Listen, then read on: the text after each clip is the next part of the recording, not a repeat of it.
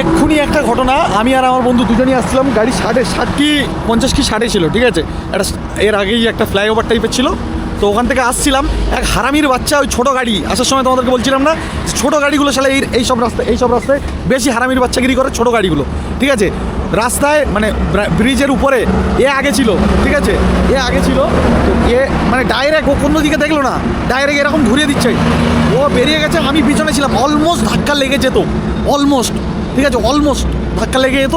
সেই জায়গা থেকে শালা এক্ষুনি গেল, এমনভাবে গাড়ি চালাচ্ছে, কিরকম গাড়ি চালাচ্ছে বল, শালা একদম বাজে, ড্রাইভারটা মনে হয় মদ খেয়ে গাড়ি চালাচ্ছে। কি জানি এই ছোটো গাড়িগুলো এত হারামির বাচ্চা এরা, মানে ধারণার বাইরে, সিরিয়াসলি।